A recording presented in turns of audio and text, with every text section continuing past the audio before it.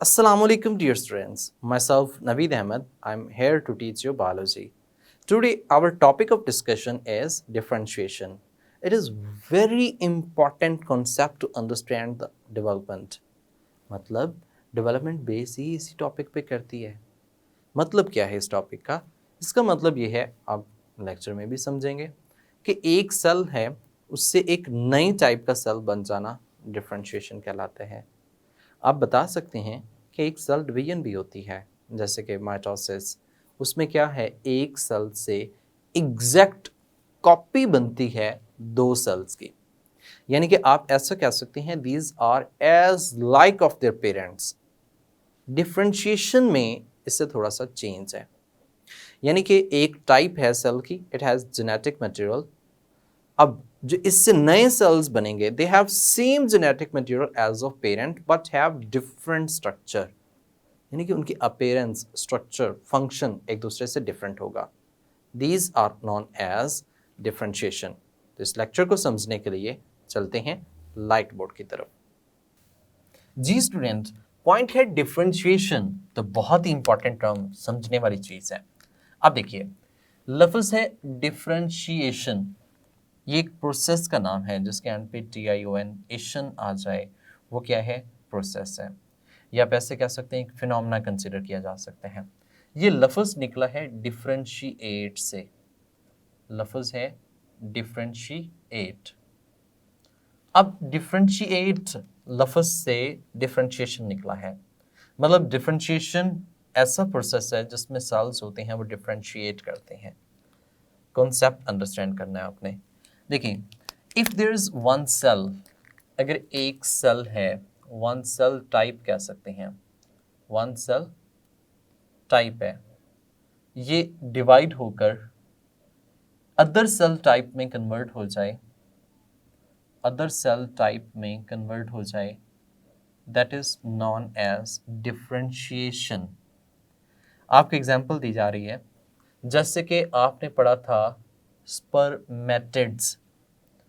Spermatids immovable sales होते हैं, chapter 18 में आपने डिस्कस किया. That is converted into sperms. वो स्पर्म्स में कन्वर्ट हो गए हैं. और स्पर्म्स जो हैं ये मूवेबल हैं, साइटोप्लाज्मिक कंटेंट कम है. अब एक सेल टाइप से नेक्स्ट सेल टाइप बनी, दैट इज डिफरेंशिएशन. अब एक और भी बात बताता हूं. अब इसमें भी ऐसा ही हो सकता है कि एक सेल से जनाबे आला दो सेल्स बन सकते हैं. जब एक सेल से दो सेल्स बन सकते हैं तो ये एक टाइप है, ये कुछ दूसरी टाइप है, अदर टाइप है. तो एक टाइप से दूसरी टाइप के सेल्स का बनना क्या कहलाता है, डिफरेंशिएशन कहलाता है. सो ये डिफरेंशिएटेड सेल्स कहला सकते हैं. ये अनडिफरेंशिएटेड सेल्स, यानी कि एक टाइप से नेक्स्ट टाइप का बनना डिफरेंशिएशन कहलाएगा. अब देखिए, let's suppose I am going to talk about zygote. Zygote से एक कंप्लीट प्लांट बन जाता है, कंप्लीट एनिमल बन जाता है, कंप्लीट ऑर्गेनिज्म बनता है. Zygote is a one cell. ये एक सेल है, एक टाइप है. जबकि कंप्लीट ऑर्गेनिजम्स के अंदर trillions of cells types, trillions of cells हैं. और वो जो ट्रिलियंस ऑफ सेल्स हैं, these are of many types. बात समझ गए होंगे. एक बीज है, एक बीज में एक जाइगोट एम्ब्रियो बनता है. अब वो जाइगोट एम्ब्रियो से पूरा पौधा बन गया है. अब जो पूरा पौधा बन गया है, पूरा प्लांट बन गया है, तो क्या वो सारे एक तरह के सेल्स हैं? No, these are of many types of cells. तो ये जो many types of cells, future further different types के सेल्स स्ट्रक्चर्स को बनाना, ये प्रोसेस क्या कहलाएगा, डिफरेंशिएशन कहलाएगा. अब हमने पढ़ना क्या है, हमने पढ़ना ये है कि एक जाइगोट एग से पूरा एक कंप्लीट इंडिविजुअल बन जाता है. सो इसको हम समझने की कोशिश करते हैं with the help of plant examples. तो हम इसको 5 स्टेजेस में डिवाइड किया हुआ है. We have divided into 5 stages. हमने इसको 5 स्टेजेस में डिवाइड कर लिया है ताकि हम इसको कंप्लीट अच्छे तरीके से क्या कर सकें, अंडरस्टैंड कर सकें। तो सबसे पहले हमारे पास जो स्टेज 1 है, stage 1 that is representation of zygote, यानी कि इसमें हमने किस चीज़ को रिप्रेजेंट करना है, जाइगोट को करना है, रिप्रेजेंटेशन ऑफ जाइगोट, इससे हमने जाइगोट को रिप्रेजेंट किया। अब ये बात तो आप जानते हैं, जाइगोट जो है ये तो एक सीड के अंदर एग्जिस्ट करता है, तो हमने एक सीड एक जाइगोट से लेकर आगे उसको एक्सप्लेन करना स्टार्ट करना है। जाइगोट, जाइगोट एक स्ट्रक्चर है, लेट्स सपोज कि मैं यहाँ से इसको ऑनवर्ड एक्सप्लेन करने की कोशिश कर रहा हूँ। जाइगोट ये एक स्टेज 1 है। जाइगोट से आगे डेवलपमेंट होती है एम्ब्रियो की। किसकी होती है? एम्ब्रियो की। अब ये जो एम्ब्रियो है, इससे आगे root and shoot primordial cells जो हैं वो अपीयर होते हैं। जाइगोट, जाइगोट से आगे एम्ब्रियो है, एम्ब्रियो से आगे root and shoot apical meristems जो हैं वो अपीयर होंगे। That is of stage 2। तो हमने यहाँ पे स्टेज 2 की बात की। स्टेज 2, स्टेज 2 में हमने कहा root and shoot apical meristems appear होंगे। एपिकल मेरिस्टेम्स जो हैं वो अपीयर होंगे। एपिकल मेरिस्टेम्स ये बनेंगे। यहाँ पे हम ऊपर की तरफ जो है वो शूट एपिकल मेरिस्टेम्स की बात कर लेते हैं, शूट एपिकल मेरिस्टेम्स की बात कर लेते हैं, और नीचे जो है वो हम रूट एपिकल मेरिस्टेम्स की बात करते हैं। एपिकल मेरिस्टेम्स जो हैं वो बन जाते हैं। प्रीवियस लेक्चर्स में आपने डिस्कस किया हुआ है कि जो एपिकल मेरिस्टेम्स होते हैं ये सबसे ज़्यादा टिप्स पर मौजूद होते हैं, यानी कि यहाँ पे हम कह सकते हैं कि ये जो एपिकल हैं ये उनकी टिप्स पर मौजूद होती हैं और ये उनकी एक्सटेंशंस में इन्वॉल्व होते हैं। यहाँ से ही आगे फर्दर क्या अपीयर होंगी? वास्कुलर कैम्बियम और कॉर्ड कैम्बियम अपीयर होंगी। यहाँ से हम इसकी बात करें तो इसमें रूट और शूट दोनों के अलग अलग वास्कुलर एंड कॉर्ड कैम्बियम्स जो हैं वो अपीयर होती हैं। इसमें भी वास्कुलर कैम्बियम अपीयर होगी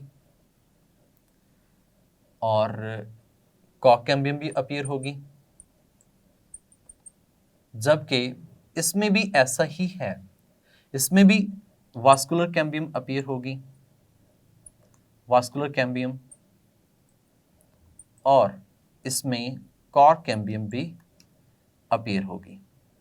अब ये बात आप जानते हैं कि जो वास्कुलर कैम्बियम या कॉर्ड कैम्बियम है ये लेटरल मेरिस्टेम्स में शामिल होते हैं।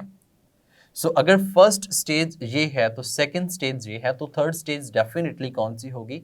जिसमें वास्कुलर कैम्बियम, कॉर्ड कैम्बियम, इसी तरह से रूट्स के अंदर वास्कुलर कैम्बियम, कॉर्ड कैम्बियम जो है वो अपीयर हो रहे हैं। नेक्स्ट अब बात करते हैं, ये हमारे पास आ जाती है थर्ड स्टेज, स्टेज 3 आपसे कह सकते हैं, स्टेज 3, जिसमें कैम्बियम्स जो हैं वो क्या होती हैं? अपीयर होती हैं।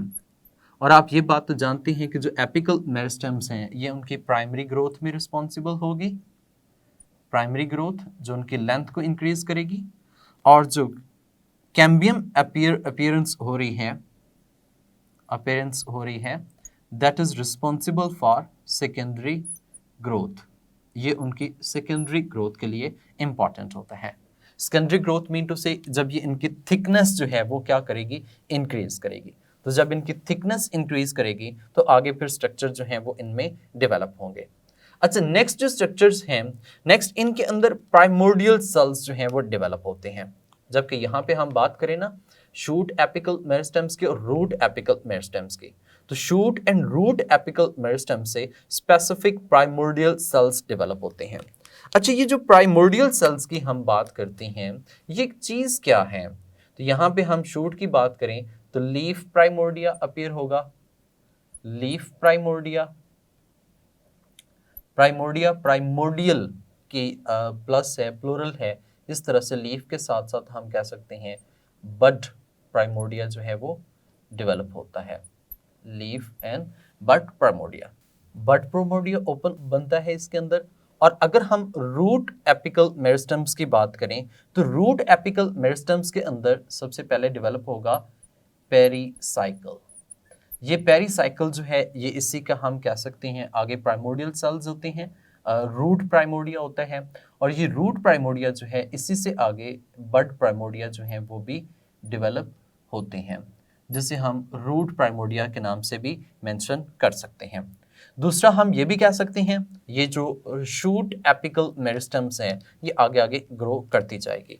जैसे जैसे ये आगे आगे ग्रो करती जाएगी इससे आगे मेन रूट जो है वो ग्रो करेगी। तो हम कह सकते हैं कि मेन शूट जो है वो आगे ग्रो करती जाएगी और that will increase in its length. ये उसकी लेंथ के अंदर क्या करेगी, इंक्रीज करेगी। जबकि यहाँ पे हम बात करें लीफ प्राइमोडिया तो इसका मतलब कि दैट विल मेक लीव्स, ये लीव्स बनाएगी। बड प्राइमोडिया की बात करें तो ये जो बड प्राइमोडिया बने हैं that will form literal branches.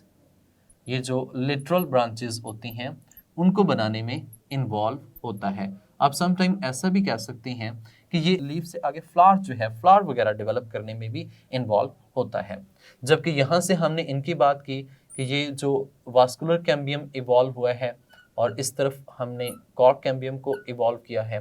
Cork cambium जो है that is responsible to making cork, ये कॉर्क बनाने में है। जबकि वास्कुलर कैम्बियम जो है that will make two substances, one is xylem and the other one is phloem, और दूसरा जो इससे कंपोनेंट बनेगा वो क्या होता है, फ्लोएम होता है। सेम एज इट इज इसमें भी ऐसा ही है। इसमें जो पहला कंपोनेंट आप कह सकते हैं vascular cambium, vascular cambium is responsible to make xylem cells and other one are phloem cells। दूसरे जो हैं वो इन्हीं से ही फ्लोएम सेल्स जो हैं वो भी डेवलप होते हैं। जबकि कॉर्क कैम्बियम जो होती है that is responsible for to making, ये जो होती है ये कॉर्क बनाने में इन्वॉल्व होती है। जबकि यहाँ पे हम इसकी एक मेन की बात करते हैं जिसको टैप रूट का नाम से मेंशन किया जा सकता है। वो टैप रूट इस एपिकल मेरिस्टम से आगे लेंथ वाइज जो है वो बढ़ती जाएगी। तो यहाँ पे टैप रूट हम मेन रूट को कहते हैं जो कि एक प्लांट की होती है, वो आगे जो है वो एक्सटेंड होती जाती है। सेम यहाँ पे जो बड प्राइमोडिया इसके अंदर बना हुआ है पेरिसाइकल्स में बना हुआ है, इसमें हम ऐसा भी कह सकते हैं कि इससे लेटरल ब्रांचेस जो हैं वो भी इससे डेवलप हो सकती हैं। तो लेटरल ब्रांचेस जो हैं आप रूट्स की कह सकते हैं या फिर रूट्स की जो साइड ब्रांचेस जो होती हैं उनको भी यहाँ पे बनाने में इन्वॉल्वमेंट होती है। तो अब देखिए यहाँ पे हम स्टेजेस की काउंटमेंट कर रहे थे। पहले हमने स्टेज 3 की बात की जिसमें क्या अपीयर होती हैं, सेकेंडरी ग्रोथ के लिए कैम्बियम्स अपीयर होते हैं। उसके बाद हमने बात की कि ये जो है वो प्राइमोडियल सेल्स जो हैं वो अब इवॉल्व होते हैं। तो हम स्टेज 4 की बात करते हैं। स्टेज 4 जो है, stage 4 that is responsible for the development of primordial cells. अब ये जो प्राइमोडियल सेल्स होते हैं ये हम कहते हैं these are committed to make a specific structure. ये कमिटेड होते हैं कि इन्होंने एक स्पेसिफिक स्ट्रक्चर जो है वो बनाना होता है। These are committed to make specific structure. जैसे कि हम यहाँ पे एग्जांपल ले सकते हैं कि ये बड प्राइमोडिया और लीफ प्राइमोडिया। अब यहाँ पे इस तरह से पेरिसाइकल, ये जो लीफ प्राइमोडियल सेल्स होते हैं ये ऑलवेज लीफ बनाएंगे, बड प्राइमोडियल जो है ये बड वगैरह स्ट्रक्चर बनाएंगे। तो ये जो प्राइमोडियल सेल्स होती हैं these are specific and the committed to make a specific structure. ये एक स्पेसिफिक स्ट्रक्चर्स बनाने के लिए इन्वॉल्वमेंट होती है। अब ऐसा भी कह सकते हैं कि कोई मेन स्ट्रक्चर बनाना है, उस मेन स्ट्रक्चर को बनाने के लिए पहले हमें एक और स्ट्रक्चर की रिक्वायरमेंट होती है ताकि हम उससे आगे इवॉल्व करके उसको डेवलप करवा सकें। तो वो कैसे सेल्स होते हैं, प्राइमोडियल सेल्स होते हैं। जिस तरह जहाँ से लीफ इवॉल्व हो सकता है, जहाँ से अदर लेटरल ब्रांचेस जो हैं वो इवॉल्व हो सकती हैं, वो इस प्राइमोडियल सेल्स के अंदर जो है वो शामिल होती हैं। अब जिसकी फिफ्थ स्टेज है, फिफ्थ स्टेज की बात करें स्टेज 5 की, तो स्टेज 5 के अंदर इसके स्पेसिफिक स्ट्रक्चर्स जो हैं वो अपीयर हो जाते हैं। स्पेसिफिक स्ट्रक्चर्स में हमने कहा कि स्पेशलाइज्ड स्ट्रक्चर जो हैं वो इसमें क्या होते हैं, अपीयर होते हैं। इसमें स्पेशलाइज्ड स्ट्रक्चर्स जो हैं वो अपीयर होते हैं। अब ये स्पेशलाइज्ड स्ट्रक्चर जो हैं इनमें की बात करें तो हम कहते हैं फ्लोएम है, जाइलम है, लीव्स हैं, लीफ, इस तरह से रूट है, root, lateral branches, tap roots, ये जितने भी फाइनल स्ट्रक्चर्स अपीयर होते हैं वो किस में अपीयर होते हैं? स्टेज 5 में अपीयर होते हैं। तो इस तरह से हमारे पास ये टोटल 5 स्टेजेस जो हैं वो डिफरेंशिएशन की आती हैं, और 5 स्टेजेस को हमने यहाँ पे अच्छी तरह से एक्सप्लेन करने की कोशिश की हुई है। जी स्टूडेंट्स, उम्मीद करता हूँ कि आपको डिफरेंशिएशन का कॉन्सेप्ट अच्छे से समझ आ गया होगा। एक बात याद रखिएगा, ये प्लांट्स में भी होती है और एनिमल्स में भी होती है। जब भी हमने एक नई टाइप, फर्दर टाइप्स के ऑर्गन सिस्टम्स डेवलप करने हैं तो उनमें डिफरेंशिएशन मस्ट है, लाजमी तौर पर होगी। देखिएगा, अब ये जो डिफरेंशिएशन का कॉन्सेप्ट है, इसमें एक की पॉइंट भी है। की पॉइंट क्या है? जैसे कि हमने एक बात की है कि एक सेल से नेक्स्ट टाइप बनेगी लेकिन जेनेटिक मटेरियल चेंज नहीं होगा, यही की पॉइंट है। Genetic material always remain same, इधर डिफरेंशिएशन हो इधर माइटोसिस हो। सिर्फ चेंज जो आता है वो म्योसिस में आएगा, वो हम इंशाल्लाह चैप्टर 21 में डिस्कस करेंगे। बट राइट नाउ एक और बात ये है कि जो रूट प्राइमोर्डियम होते हैं, दीज आर पेरिसाइकल्स, और पेरिसाइकल्स जो है वो आगे स्ट्रक्चर्स बनाने में इन्वॉल्व होती है। इसकी ग्राफिकल रिप्रेजेंटेशन हमने डिस्कस की है। इस ग्राफिकल रिप्रेजेंटेशन में मल्टीपल एमसीक्यूज हो सकते हैं, और ये एक शॉर्ट क्वेश्चन भी हो सकता है, what do you mean by differentiation, differentiation क्या होता है? या फिर ऐसा भी आ सकता है कि what are the different stage of the development और डिफरेंशिएशन इन प्लांट्स, प्लांट्स में डिफरेंट स्टेज ऑफ डिफरेंशिएशन जो है वो कौन कौन सी है।